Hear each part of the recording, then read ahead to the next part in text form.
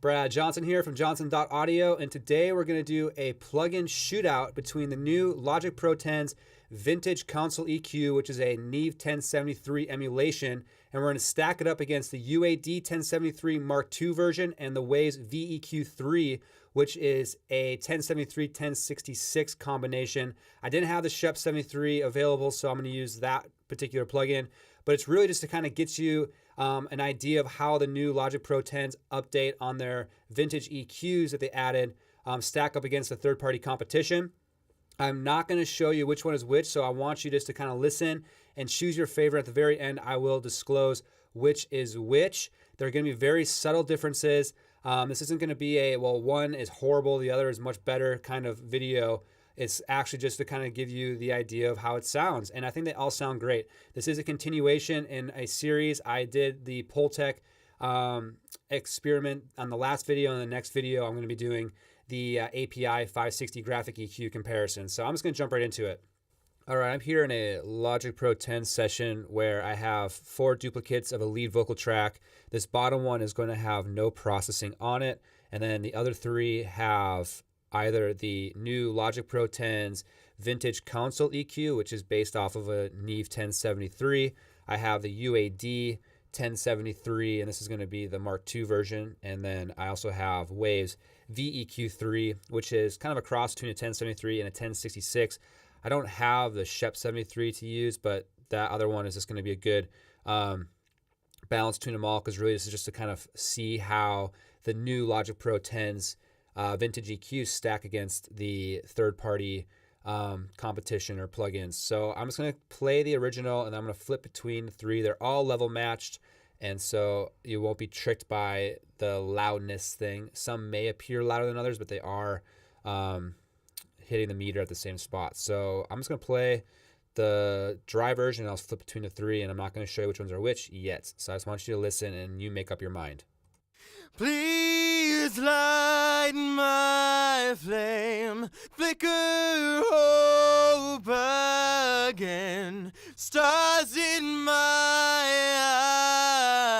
eyes, light my way, guide me. Please light my flame, flicker hope again, stars in my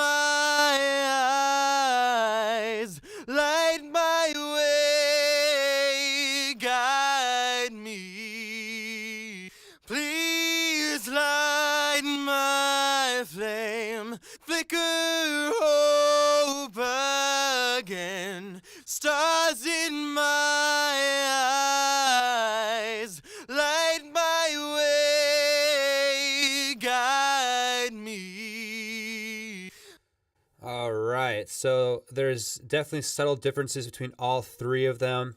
What I'm hearing the most differences is definitely in the high-end sizzle, and then the kind of that clarity in that probably like 2 to 6, 7K range where it's pushing the vocal out. There's definitely the biggest differences are there. So if you need to go back and listen with that in mind, go back and listen. And again, this is going to be much easier for you to kind of really hear the differences if you're not listening on headphones. If you're actually listening on a good set of monitors, you're going to start to hear also some phase things going on as well, because EQ does affect the phase, and there's certain effects that happen because of that, and certain EQs in here I feel like handle that phase change better than others. So yeah, so I'm just going to do some quick extreme settings, kind of like I did in the previous Pultec one. We're going to see what these EQs do with really boosted high-end frequencies. Here we go. Please light my flame, flicker hope again, stars in my eyes, light my way, guide me.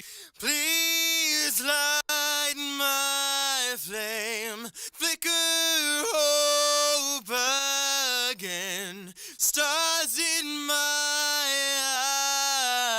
eyes, light my way, guide me. Please light flame flicker hope again. Stars in my eyes. Yeah, so very subtle differences. I'm going to do another pass, but this time I'm going to blow up the low end. So here we go. Please light my flame, flicker hope again. Stars in my eyes, light my way, guide me. Please light my flame, flicker hope again. Stars in my eyes, light my way, guide me. Please light my flame, flicker hope again. Stars in my eyes, light my way, guide me. All right, very interesting. Again, subtle differences. I am going to show you now which EQ is which and see which one you liked the most. Obviously, with these EQs, they're going to do different things to different, source material, and so you really just have to play around with it. I did an exact match with all the parameters, and I know that these are all modeled after probably different units, and so there's probably going to be slight changes, and to really get exact matches between all of them, you'd probably have to do different settings. So just keep that in mind. This is just a kind of a quick and dirty shootout, just to kind of really hear just how that new Logic Pro 10's vintage EQs to stand against the other ones. So now with that being said, I'm going to show you which ones are which. This top one is the UAD Neve 1073, which looks like this. And then number 2 is the new Logic Pro's console EQ, which you can see is the same thing as this, just laid out horizontally instead of vertically. And then number 3 is the Waves V-eq3. All right, thank you so much for watching this video. Please give me a thumbs up if you did like it. If for some reason you didn't like it, but you're still watching, you can give me a thumbs down. I am okay with it. Leave me a comment below. I would love to know which one you thought sounded the best to your ears. If you haven't subscribed already, please subscribe to my channel. It'll keep you in the loop and get you more information on how to make awesome music from your home. I am Brad Johnson at johnson.audio, where I just want to do that. I want to help you, the musician, make excellent music from your house. All right, I'll see you in the next video. Bye.